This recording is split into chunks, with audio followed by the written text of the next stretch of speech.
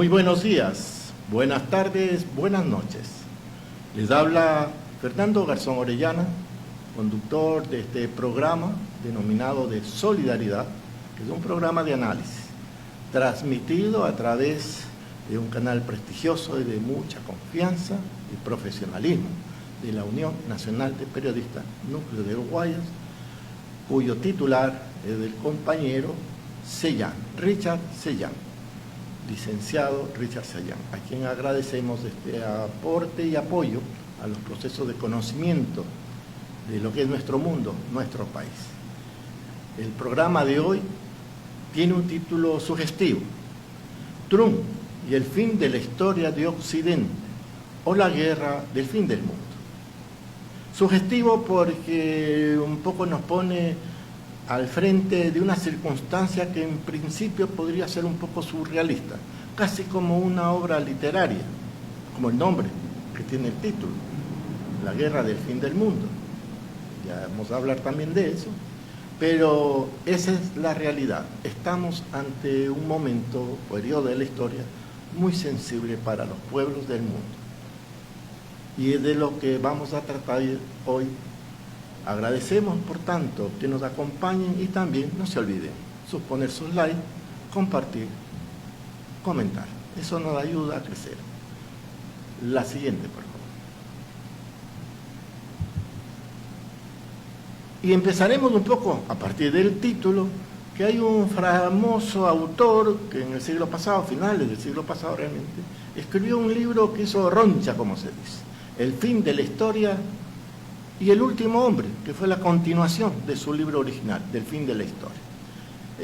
He seleccionado 3 textos que nos dan una pauta de lo que él decía en ese tiempo y que fue acogido por todos los pensadores, por todos los políticos y evidentemente por quienes realmente lo promovieron. Esto es, los grandes poderes que se estaban constituyendo en lo que iba a ser ese llamado mundo unipolar. No olvidemos que estamos hablando posterior ya a la caída final de la Unión Soviética como Estado, como sociedad, y también procesos que se estaban viendo en todo el mundo de un nuevo momento de los procesos económicos. ¿Qué es lo que decía Fukuyama? Dice, ambos pensadores postulaban un fin de la historia. Él lo dice así. Para Hegel era el Estado liberal, mientras que para Marx era una sociedad comunista. Esto no significaba que el ciclo natural de nacimiento, vida y muerte llegara a su fin. O sea, él hace referencia a Hegel y hace referencia a Marx. Interesante, porque a renglón seguido, en otra de sus páginas, afirma que el fin de la historia significaría el fin de las guerras y las revoluciones sangrientas. Los hombres satisfacen sus necesidades a través de la actividad económica, sin tener que arriesgar sus vidas en ese tipo de batallas. Bueno, a la luz de los tiempos actuales, digamos, es obvio que pecaba de ingenuidad, pero en esos años fue constituido casi como una especie de Biblia de los neoliberales que a través de ese mundo unipolar controlado totalmente por los Estados Unidos se había constituido en el norte, sur, este y oeste de todos los países del mundo, o a lo menos eso pensaban que era así.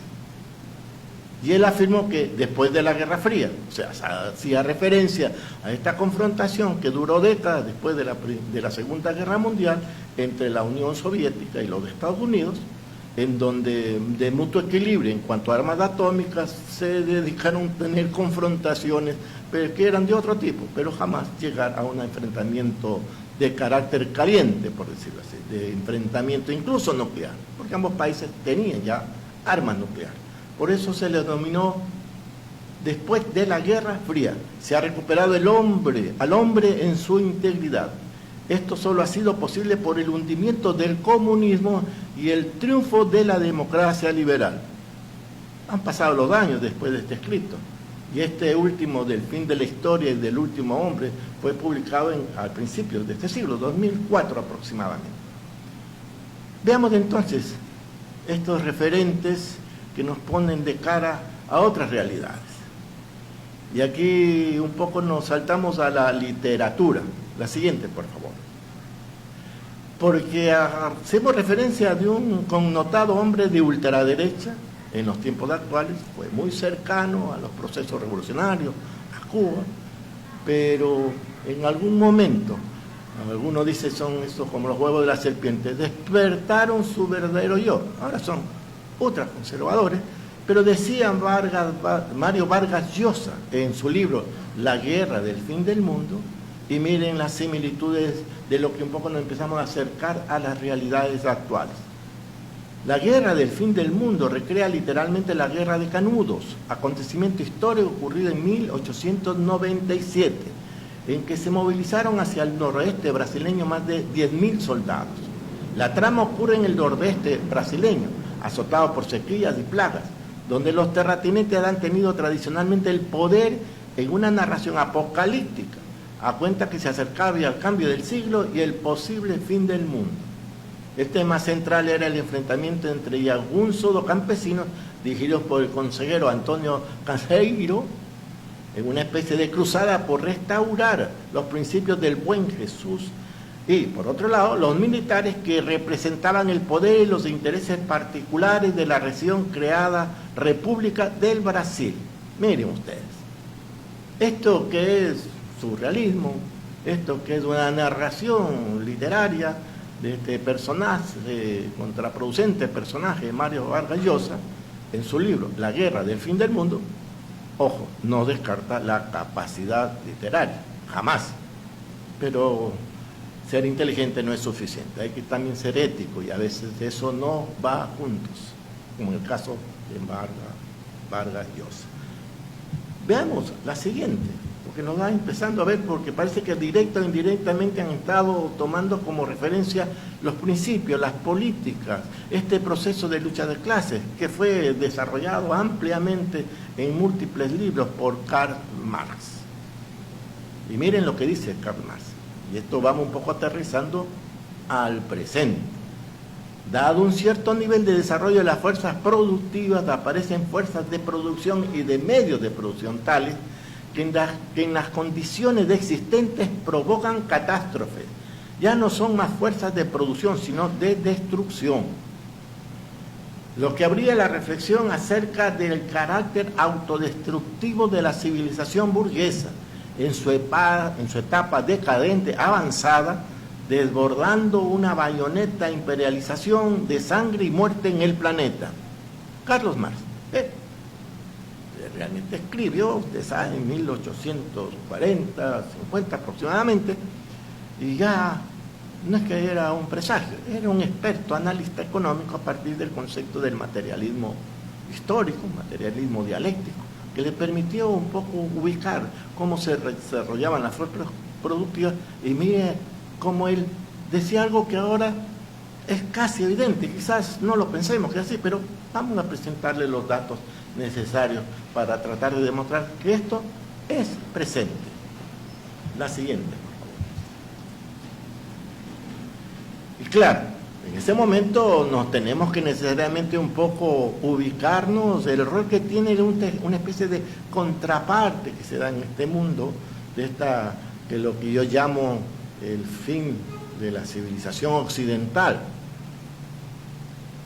Cuando digo civilización occidental me estoy refiriendo a un grupo de gobernantes, líderes, grupos económicos concentrados principalmente en la Europa y en las Norteamérica. Y es la civilización occidental que intentó ser parte del desarrollo general de todas las civilizaciones del mundo, de todos los pueblos del mundo, como si todo iba a ser la única civilización. Pero tenemos aquí a un personaje que, más allá del individuo, representa un poco un referente mundial de lo que yo considero una especie de la insubordinación de las civilizaciones ancestrales. No es de desconocimiento que China ocupa un rol determinante en este mundo de grandes contradicciones políticas, sociales e incluso militares. Lo hemos tratado algunas veces, pero vale reafirmar un principio, que esto de una otra manera es la presencia de aquellos países, gobiernos, estados, civilizaciones que fueron durante siglos, y en especial los últimos 500 años, fruto de la imposición por la fuerza o por la forma de chantaje y en forma militar, de imposición colonial en todas las esferas de estos países, de estos continentes, de lo que ahora llamamos del sur global. Estamos hablando de América Latina, África, Asia. ¿Dónde están? Ahora lo sabemos, tenemos que asumirlo. Existen las civilizaciones más antiguas del planeta, donde se originó parte del proceso de la nueva humanidad, de esta humanidad. Estamos hablando de China, civilización ancestral. Estamos hablando de Irán, civilización ancestral, el origen en algunos aspectos, incluso de ámbito religioso, de las religiones del mundo. Estamos hablando también de Egipto, aunque un poco no tiene una posición muy definida, pero es un punto clave en África. Estamos hablando también de México, que ahora se ha hecho muy evidente por la nueva presidenta en esa posición digna con respecto a su confrontación con Estados Unidos, donde también las civilizaciones ancestrales de México, los aztecas, por ejemplo. O sea, estamos hablando de la India, todos ellos, en especial la India, el caso de China, son parte de los BRICS. Entonces nos damos una pauta que hay una especie de insubordinación de las civilizaciones ancestrales con respecto a esta civilización occidental que intentó imponer un ritmo de vida para todos los seres humanos. Y miren lo que dice Xi Jinping, presidente de China, que sacó a más de 400 millones de personas de la pobreza. No él, por supuesto, sino su organización, el Estado, la sociedad, el Partido Comunista, quien conduce las historias. Dice: debemos promover juntos el desarrollo de todas las civilizaciones y luchar por la armonía entre ellas. La diversidad de la civilización es la cualidad innata del mundo. La iniciativa de civilización global que propuse exactamente con el propósito de construir un jardín de civilizaciones mundiales en las que podamos compartir y admirar la belleza de cada civilización.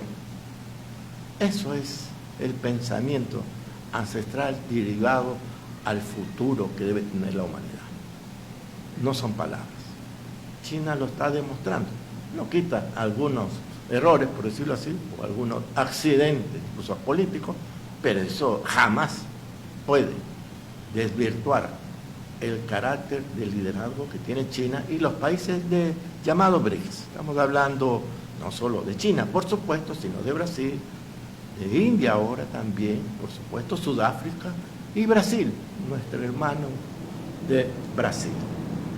Vamos viendo entonces cómo esto va configurando un contexto en donde en la siguiente lámina, por favor, la siguiente, esa, nos da una pauta de un viraje, en parte se podría decir, de la historia. Ahí tenemos al atentado que se hizo al famoso Trump, o trampa también, Trump. Un atentado que casi le cuesta la vida. Y eso nadie puede cuestionar u objetar. Ahí está, herido en la oreja, gracias a un movimiento. Él dice que fue, no la mano de Dios que dice Maradona, es alguna otra mano. Quién sabe si era del diablo y no de Dios. Pero dejémoslo eso para la historia futura. Pero sea o no eso, el hecho es que eso marca un referente casi como una especie de ADN histórico que tiene Estados Unidos. Cuando a algún presidente se le ocurre asumir posiciones, no que sean mejores que anteriores presidentes, sino que era otro camino, en ese marco de contradicciones internas que tiene toda sociedad, toda economía, también lo tiene Estados Unidos, con sus aliados europeos. ¿Y qué es lo que tenemos de acá? Lo intentaron matar, como hicieron con John F. Kennedy. Lo mataron. O sea, en Estados Unidos las cosas se resuelven cuando sus contradicciones internas de los grandes grupos de poder dirigen la economía y la política, y entre ellos puede haber divergencias, al final de cuentas lo resuelven matando. Ese es Donald Trump. La siguiente.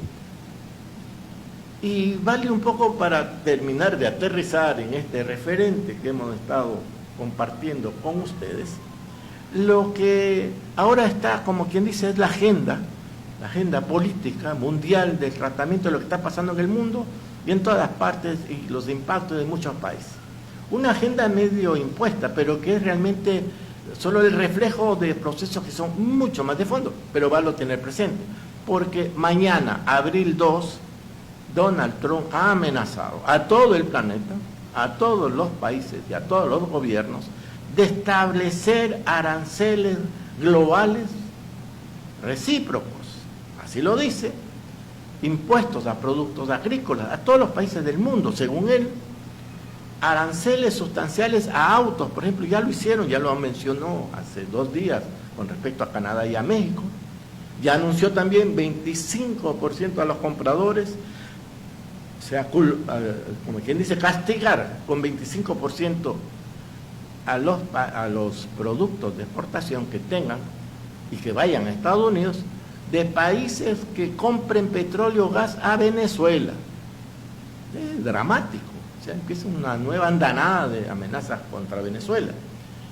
Y algo que ha generalizado posiblemente para incluso países de Europa que producen vehículos del 25% de aranceles. O sea, si un carro vale, por decirlo, $100,000, pues tendrán que pagar ahora $25,000 más. Así de simple son los aranceles. Todo esto entonces nos llama a la atención porque Trump le ha mencionado a este día como el Trump planea ahora un llamativo anuncio del Día de la Liberación. Pero lo que dirá aún está en el aire. Esto lo dice como titular CNN, la famosa medio internacional muy directo vinculado a los intereses de los Estados Unidos. Pero ya hubo un antecedente vinculado al tema de los aranceles. Repito, esto solamente es un efecto de algo que es mucho más de fondo, que lo vamos a ver un poco más adelante, porque ya el marzo 4 puso 10% adicional a los 20 de arancel que había impuesto a productos chinos que entraban o iban para Estados Unidos. O sea, casi un 30%. Y dice que ahora va a poner más todavía, o sea, mañana, 2 de abril. En marzo 12 puso también un 25% al acero y al aluminio de otros países. O sea, es un proceso incremental vinculado al tema de aranceles que, como vamos a ver, está ubicado en otros referentes mucho más complejos que nos vamos a permitir precisar. El tema de esta guerra de aranceles. La siguiente. Y ahí viene algo que es un poco el trasfondo real de lo que se está presentando. Se habla de lo que es un acuerdo de Mar-Lago, donde se reunieron ciertos poderosos sectores empresariales, principalmente industriales de los Estados Unidos, con Donald Trump. Esto fue antes, incluso que sea presidente, y estableció una estrategia que debería tener Estados Unidos para impulsar la industria basada, sí, no está equivocado el título, con la depreciación del dólar. Eso suena medio contraproducente, pero tiene una lógica vinculada al tema de la producción, la exportación, los mercados, en donde los aranceles sirven como un referente de presión a países del mundo para un poco asegurar lo que es en el fondo la estrategia de los Estados Unidos. ¿Qué dice sobre esto? Para hacer América grande otra vez, el presidente Donald Trump le apunta a que la industria estadounidense sea competitiva a nivel mundial. Sin embargo, para ello, además de reconfigurar el comercio mundial vía aranceles, debe forzar el dólar a depreciarse, por contradictorio que pueda resultar para algunos analistas. Incluso Trump pide a la Fed, que es el organismo de la Reserva Federal de los Estados Unidos, que baje la tasa de interés más rápido, acompañando al aranceles. Esto está asociado también al tema de la inflación. Pero todo esto está en función de reposicionar al dólar. A pesar que lo deprecian, sirve para reposicionarlo no solo como moneda de reserva internacional, que condiciona toda la economía del mundo, sino también para beneficiarse con esto, para que los productos estadounidenses tengan un precio más competitivo en todas partes del mundo, incluso en Europa. Como se dice, con esta decisión el gobierno estadounidense le apunta a reducir los costos de la deuda nacional propia, que es está sobre el 120% por encima del Producto Interno Bruto de Estados Unidos. Es una locura la deuda que tiene Estados Unidos. Dice también para mitigar el déficit comercial, lo hemos comentado, y aumentar la competitividad de las exportaciones respecto a países que producen a menor costo y venden más barato. O sea, es una guerra de mercados vinculado a la reposicionamiento y un nuevo, digamos, forma de hacer la economía. Vale finalmente decir cómo han reaccionado sectores que han estado dominando la economía del mundo, o sea, de la civilización occidental, de este llamado un mundo unipolar, que es el otro sector que al interior de los intereses americanos y británicos, porque en eso están arrejuntados, como dicen en el campo, un poco señalan y ponen en alerta. Bloomberg, que es un poco el referente de información de un sector financiero poderosísimo, donde están los Rockefeller, donde está Bloomberg, donde está Soros y otros que ya un poco ya son muy conocidos, mundialmente famosos, por ser los que realmente controlan la economía del mundo a través de las inversiones. Dice un reporte de Bloomberg, reveló que Jan Bianco, presidente de uno de los referentes financieros importantísimos, asegura que Wall Street debe estar preparado porque la adición de Trump podría trastocar todo el orden financiero mundial en los próximos 4 años. Por eso lo querían matar. No porque Trump sea revolucionario, de izquierda, no nos engañemos, porque hay un conflicto de grandes intereses económicos en donde estos sectores financieros que han controlado el mundo realmente y han intentado bloquear el desarrollo de este otro mundo, del mundo del sur global, han demostrado que internamente tienen contradicciones. Yo a eso lo denomino, o se lo dominaba antes, Mao Zedong decía, las contradicciones en el seno del pueblo. No, aquí es las contradicciones en el seno del gran bloque financiero que controló el mundo, controló las finanzas y por lo tanto el mercado y todo el direccionamiento político, militar, de gobiernos, principalmente, y también del sur global. La siguiente. Y vamos a ver cómo esto se refleja en este mundo, ahora, presente. Porque lo importante de este referente que estamos haciendo es que este ámbito financiero, con el cual está en una especie de contradicción secundaria, este sector que está actualmente en el gobierno con Trump y Elon Musk y otros, cada uno más interesantes que otros, son sectores que en este conflicto, alguien diría interburgués, repitiendo palabras clásicas del marxismo, pero realmente son conflictos entre bloques económicos que se expresan al interior del desarrollo de la economía mundial, principalmente de los centros financieros de Wall Street, estamos hablando de Estados Unidos, y de la City de Londres, centro financiero de Gran Bretaña. Y cuando hago esta referencia es porque es importante tener presente de que estas contradicciones se están expresando a niveles a veces peligrosísimos. No solo que intentaron matar a Trump, como en su momento mataron también a Kennedy, por factores políticos, económicos, militares. Sería largo, pero ya se va a conocer, parece, cuando se devele toda la información de quiénes mataron a Kennedy. Pero será motivo seguramente de otro programa.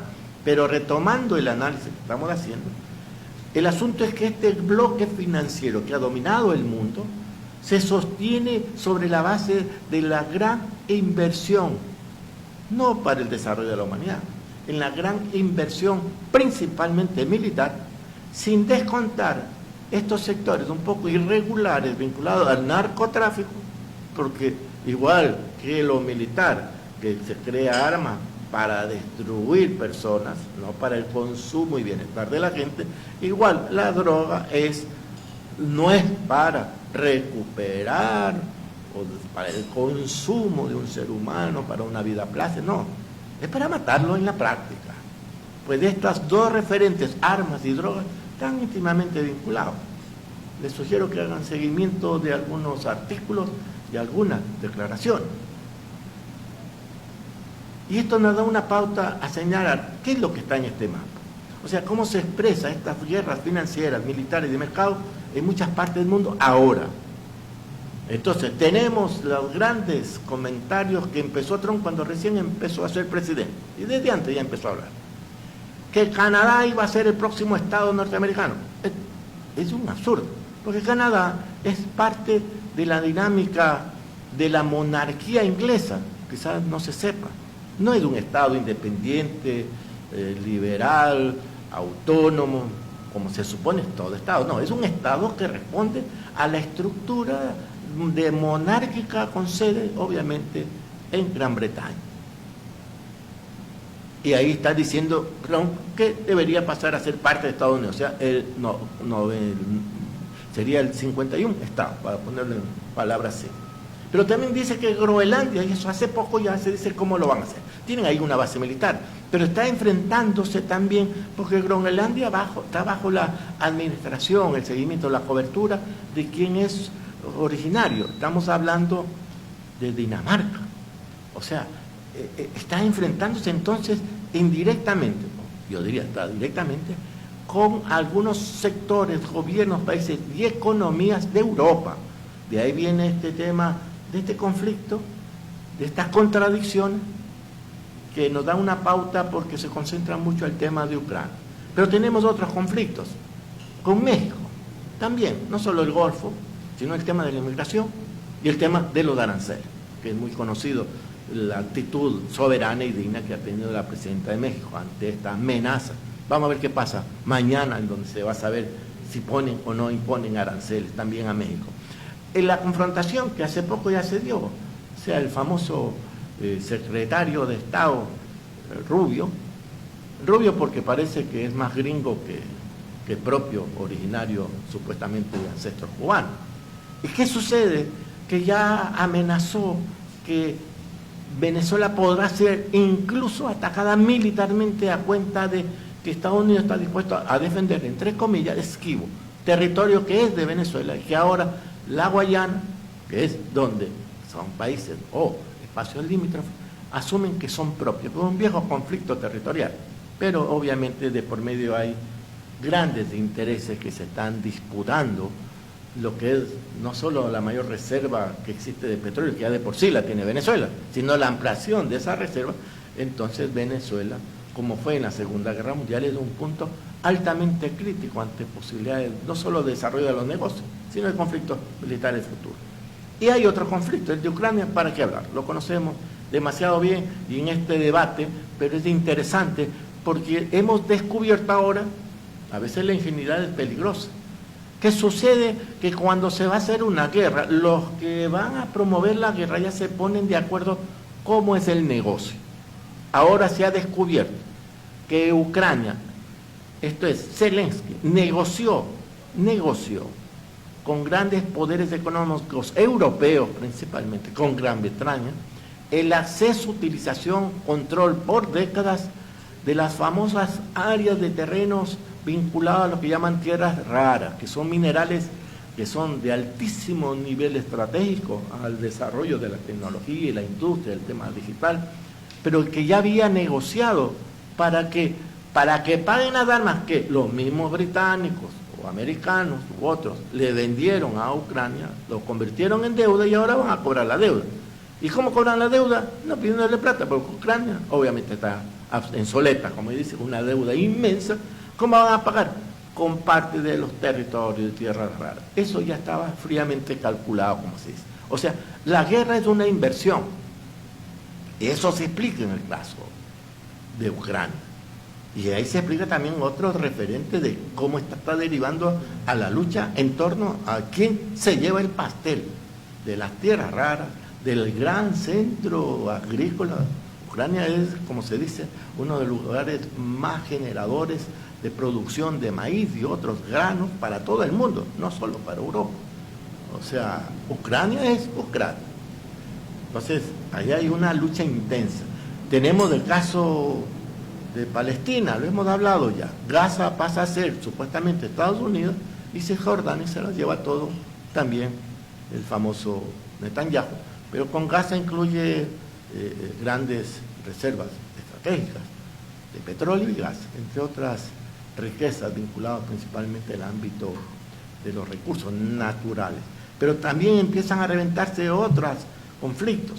El caso, algo que no es muy conocido, Níger, en el centro de Sudáfrica, casi no le hemos hablado, no es parte del motivo de interés, no sé si sea racismo o un poco porque eso está más sobre el ámbito que tiene o intenta tener el control algunos países de Europa que fueron los que se tomaron África, porque Níger es el que abastece o donde existe la explotación de uranio importantísimo para Francia.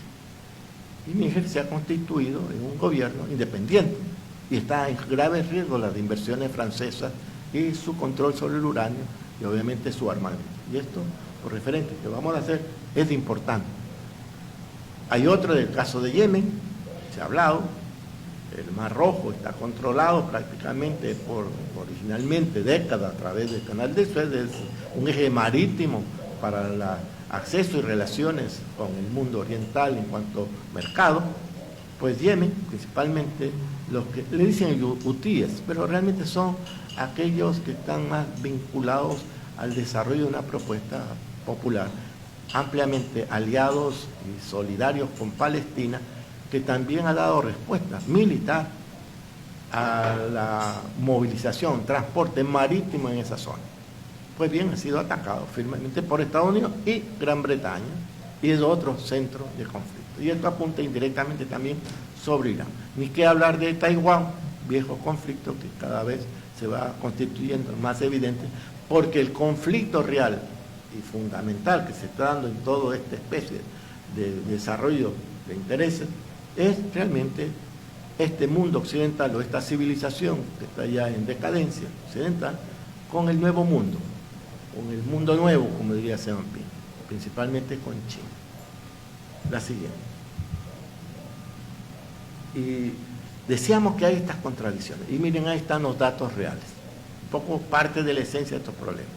Un gran personaje, un analista importantísimo de Europa, Michel Ignatieff, dice: Trump está cometiendo un grave error estratégico si piensa que puede repartirse el mundo con potencias autoritarias y conseguir la paz. Usted se está refiriendo a Rusia. Eso lo dice un connotado representante de los intereses europeos. Pero claro, de por medio existe otra referencia, porque Macron, presidente de Francia, ya amenazó con lo que los rusos dicen retórica nuclear. Dijo que ellos estarían dispuestos a emplear bombas atómicas, o sea, guerra nuclear, a cuenta de hacer un paraguas de defensa, entre comillas, de Europa.